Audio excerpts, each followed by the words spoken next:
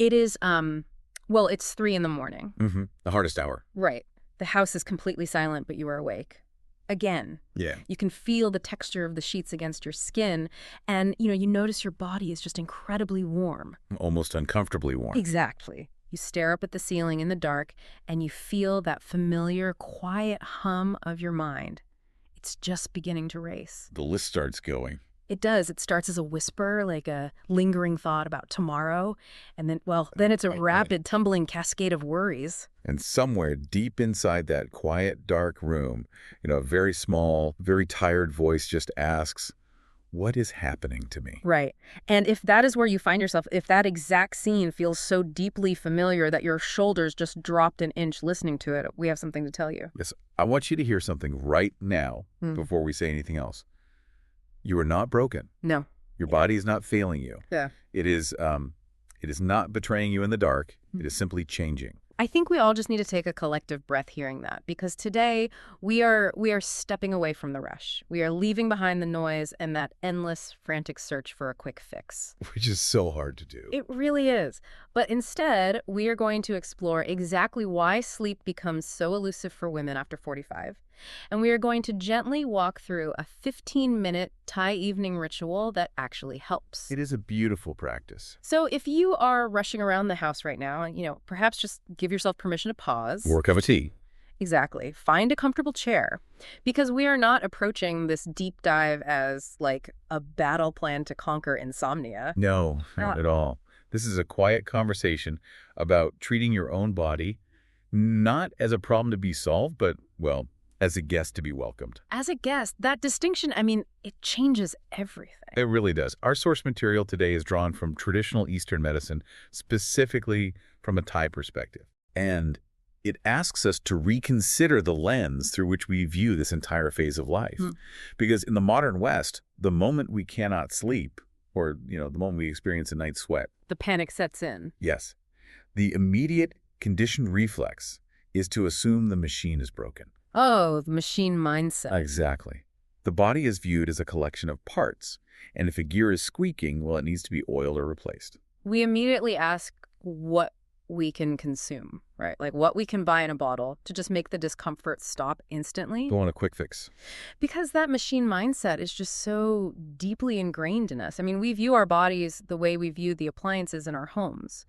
When your phone battery drains, you don't, sit with it and ask what it needs. You definitely don't. You just plug it in and demand it recharges immediately. And we try to do the very same thing with our bodies. And we get angry when the plug doesn't work. We get furious. But applying that industrial mechanical framework to a living, shifting human body, it just creates immense internal friction. It does.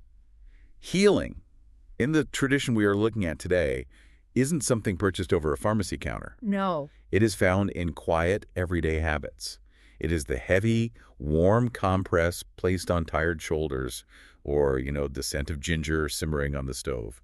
It's so grounding, and moving away from the concept of a machine, this perspective offers us the metaphor of the guest. I love this part. It's so profound. Think about the difference in how you interact with a machine versus a guest in your home. Right. When a machine fails to perform, you get frustrated. You might even hit it. We've all smacked a toaster. Exactly. You demand compliance. But when a guest is struggling to sleep in your home, you don't burst into their room and demand they shut their eyes. Oh, my goodness. You ask them if they need an extra blanket. You turn down the harsh lights. You prepare an environment where rest actually becomes possible. Yet, letting go of that machine mentality is just incredibly difficult when you are the one lying in the dark. It is so hard. Because we are so accustomed to demanding immediate compliance. But trying to force a transitioning body to sleep, it's like trying to force a frightened animal into a cage. The harder you push, the more it resists. If you chase the animal, it runs. You have to leave the door open, leave some water out, and just wait for it to enter on its own. But instead, we lie there at 3 in the morning, furious that our internal commands are being ignored. Getting angrier and angrier that we aren't resting, which is so counterproductive. And that anger only pushes the rest further away. This resistance we feel is partly because of how our culture frames aging and menopause. Right, as a decline. Exactly, as a fading of youth, a loss of function. But the Eastern traditions, they do not view this transition as a breakdown. They don't use language that implies decay at all. No, they have this deeply comforting name for this time in a woman's life. They call it the second spring. The second spring. Let's sit with the weight of that for a It moment. completely reframes the entire experience, doesn't it? It really does.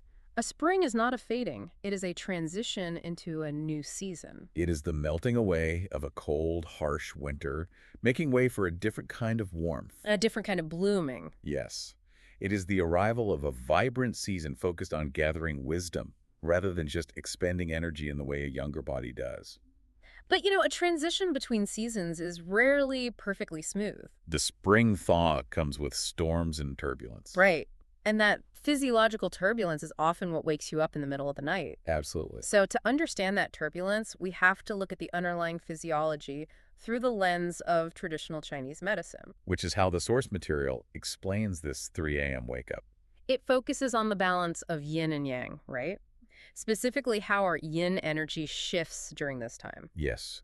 We often hear those terms thrown around, but in this context, they represent very tangible physical states. So let's break that down. Okay, so yin is our cooling, grounding, resting energy. Mhm. Physiologically, you can think of yin as the moisture in the tissues, the bone density, the parasympathetic nervous system that slows the heart rate. It's the quiet in the dark. Exactly. Yeah. Yang, on the other hand, is the heat, the action, the stress response, the daylight. The hustle. Right. And as we enter the second spring, our cooling energy, our yin, slowly becomes less. The reserves just naturally lower. They do, and the text provides a deeply helpful visualization for this. I want you to imagine your yin as water in a pot, sitting over a small fire. Okay, water in a pot over a small fire. When we're younger, we have abundant yin. The pot is full to the brim with water. Yes. So even though there is a fire burning underneath, and that fire represents the natural stress of life, the deadlines, the daily worries. The full pot of water absorbs that heat effortlessly. The water regulates the temperature. The surface might ripple a bit, but the pot remains calm and balanced. But then the season changes. As you enter this new phase, the water in that pot slowly runs low. But here is the mechanism we really have to understand. The pot is sitting over that exact same small fire. Oh, wow. Because there is significantly less water to absorb the heat, that identical flame suddenly causes the shallow water to boil. The pot begins to hiss and bubble and create intense steam. Yes. The physical reality of this metaphor is just striking, because that steam rising rapidly from the boiling pot that manifests as the night sweats. It is the sudden, overwhelming wave of heat that wakes you up drenched. And the hissing, that frantic, bubbling sound of a pot boiling dry, that is the mind racing at 3 a.m. It is. It's the sudden panic over an email you forgot to send. Or the swirling anxiety about your children or your aging parents. The heat just has nowhere else to go. The most vital realization from this analogy is understanding why the pot is hissing. This part is so important. The source material is adamant about this. The fire did not grow bigger. I imagine that is just a profound relief for so many women to hear. It really is. Because there is often this quiet fear that we are simply losing our ability to cope with life. Yes, it is a very heavy burden to carry. The thought that you are suddenly incapable. Right. But your daily stress, your baseline anxieties, they are not necessarily worse than they were a decade ago. You have not lost your resilience. Exactly. The fire is the exact same size. The cooling water simply became less. The buffer is just thinner. Yes. And knowing this exposes the futility of our usual response in the dark. Okay, let's unpack this. When we wake up feeling that heat and hearing that hissing in our minds, our instinct is to force sleep. We clench our jaws. We squeeze our eyes shut, and we mentally berate ourselves to go to sleep because, well, we have a long day ahead tomorrow. But frustration, anger, stress, these are all forms of heat. They are yang energy. Right. So when you become angry at yourself for not sleeping, you are literally throwing more fuel onto the fire beneath an already dry pot. Oh, that makes so much sense. You're just stoking the fire. You are. The stress response triggers cortisol and adrenaline, which raises your heart rate and your body temperature. You are making the heat worse. You are making the hissing louder. Exactly. You cannot command a dry pot to stop boiling by yelling at it. No. The only physical, logical way to quiet the hissing and stop the steam is to slowly, gently refill the water. Slowly and gently being the key words. Right, because you can't just throw a bucket of ice water on a scorching hot pan. The metal will warp and crack. It requires a deliberate replenishing, Which brings us to the Thai evening ritual designed specifically for this purpose. Yes, let's get into the ritual.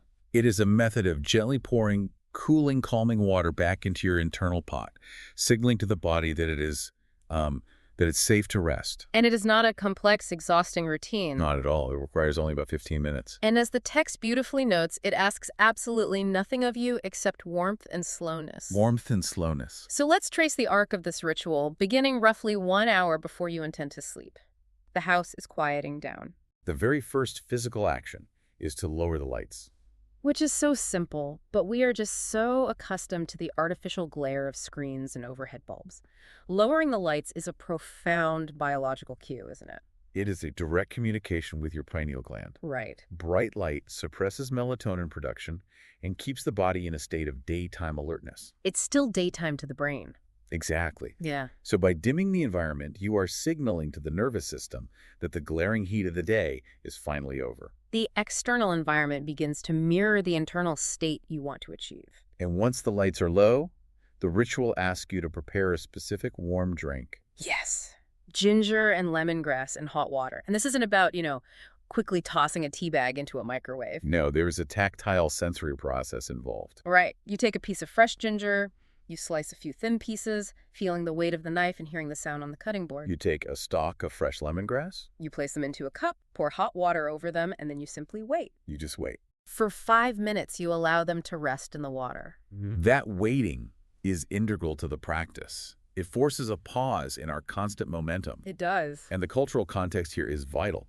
In Thailand, this isn't viewed as a clinical intervention or like a rigid medical recipe. Right. It's not a prescription. No, it is a comforting habit passed down through generations.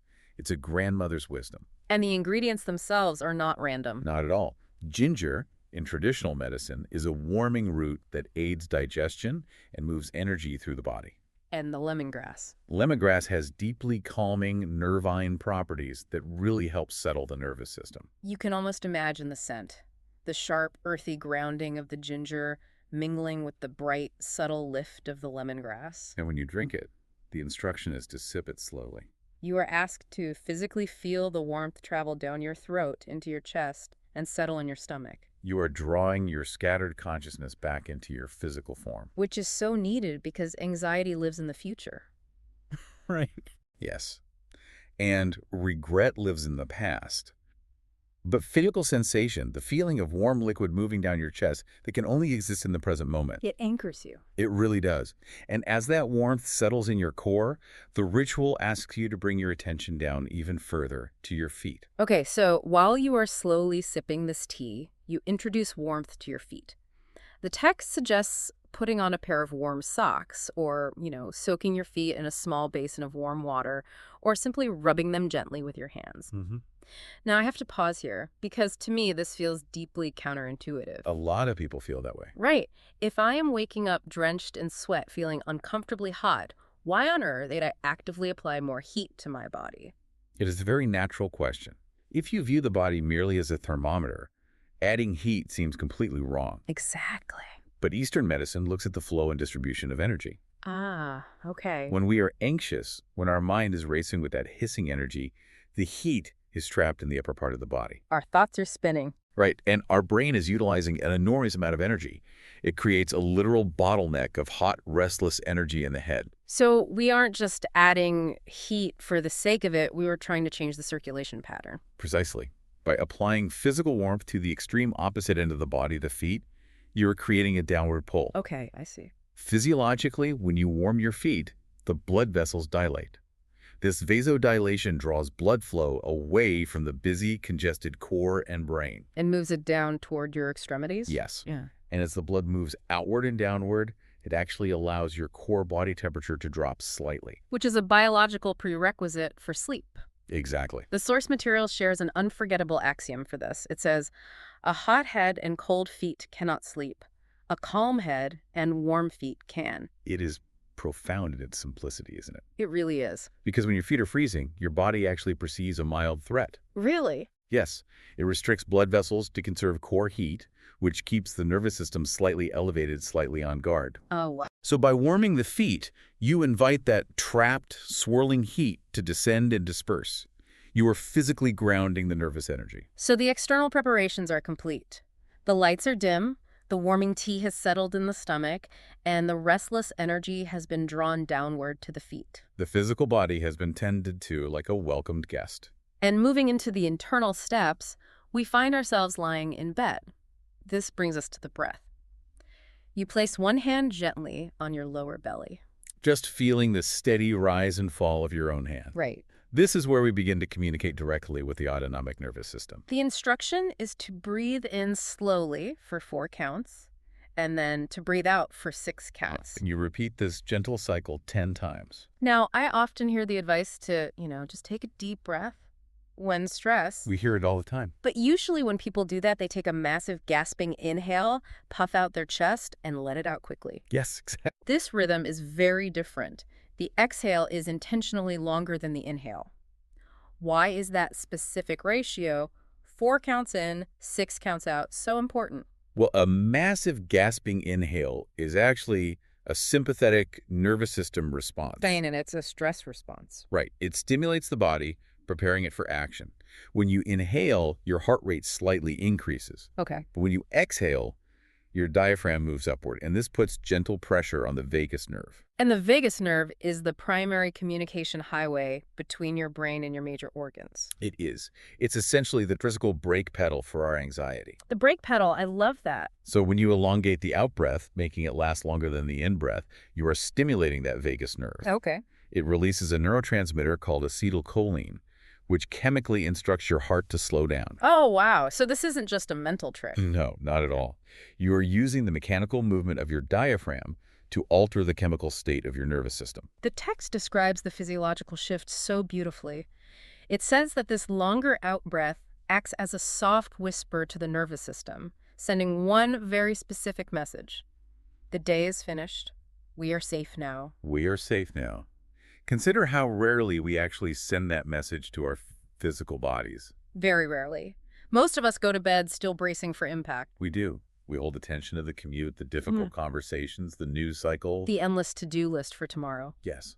The body doesn't know the day is over just because the sun went down or the clock struck 10. We have to speak its language. And the body's language is the rhythm of the breath. Just hearing the phrase, the day is finished, we are safe now, brings a sense of profound relief. It really does. It softens the jaw. It lets the shoulders drop. And that physical release opens the door for the final and perhaps the most deeply vulnerable step of this entire ritual. Mindset shift. Right. So you are lying down, the room is dark, your feet are warm, your breathing is slow and deliberate. The final instruction is very clear. Do not demand sleep. Do not command your body to shut down. Instead, you are asked to speak quietly to your body. You can whisper it out loud into the dark room, or, simply hold the thought in your mind. You say, "You are my guest. Rest when you are ready." Rest when you are ready. There is an incredible grace in those words. For so many women navigating their 40s and 50s, juggling careers, aging parents, changing households, the bed has become a battlefield. It really has. It is the arena where we wrestle with our racing thoughts, where we fight our own biology. Where we harbor anger toward a body that feels unfamiliar. Yes. So saying, "You are my guest, rest when you are ready," it completely disarms the fight. It transforms the bed from a place of conflict back into a sanctuary. It completely removes the pressure of performance. It does. When you command yourself to sleep, you inevitably create performance anxiety. You lie there checking the clock. Am I asleep yet? Why aren't I asleep? I only have 4 hours left. Exactly. But a body that feels welcomed, a body that is given absolute permission to just be awake if it needs to be. It will relax infinitely faster than a body that is being strictly commanded to shut down like a machine. You are releasing the desperate need for control. You are replacing demands with hospitality. You are treating yourself with the exact same warmth, patience, and grace that you would readily offer a dear friend who came to stay in your guest room. And as we hold this beautiful ritual in our minds, it is so important to look at the gentle reality check provided by the source material. Yes, it asks the necessary question. Will engaging in this warmth and slowness fix everything in a single night? And the answer is a very honest, very gentle no. No. Because we must remember the pot of water. If a pot has been boiling dry for months or even years, you cannot restore the balance with a single drop of water. Healing a depleted nervous system takes time, But the text offers a profound piece of wisdom. Rhythm is stronger than force. Rhythm is stronger than force. It is the steady, unbroken rhythm of care that brings healing. The nightly cup of ginger tea. The intentional warming of the feet. The slow, 6-count out breath. The welcoming, hospitable mindset. It is a little more water, gently added to the pot every single night. And over time, the rhythm takes hold. The water level rises. The hissing quiets down. The steam fades. The fire of daily life is still there, but your body has the deep, cooling reserves to handle it again. It is about reclaiming the narrative of this transition. Sleeplessness at this age is not a punishment for growing older. It is not a sign that you are failing. It is simply a message. Your body is asking for a different, deeper kind of care than it required in your 20s. And by choosing to listen to that message, rather than fighting it in the dark, this transition truly can become what it was always meant to be. A second spring. It is a necessary and beautiful reframing of a time of life that society so often teaches women to dread. It really is. And we must acknowledge where this deep wisdom and these beautiful analogies originate. All of this teaching comes from a book called Second Spring by Jean Lumi. Second Spring by Jean Lumi. If this conversation felt like a slow, deep exhale for you today, if the idea of treating your body as an honored guest resonated with you, I highly recommend seeking out her work. And as we bring our time together to a close, I want to leave you with one final, quiet thought. Something to ponder. Yes, perhaps you can mull this over tonight when the house is quiet and the lights are low. We have talked extensively about treating the physical body as a guest rather than a machine. Right, and how that profound hospitality can change the way you sleep. But imagine carrying that exact same concept into the daylight. Oh, I like where this is going. If treating your physical body with such gentle grace can quiet the hissing pot at night, how might treating your own mind as an honored guest change the way you move through your waking hours tomorrow? That is a beautiful thought to carry into the evening. Remember, there is no rush. There is nothing you need to fix. Sleep softly. Your body knows the way home.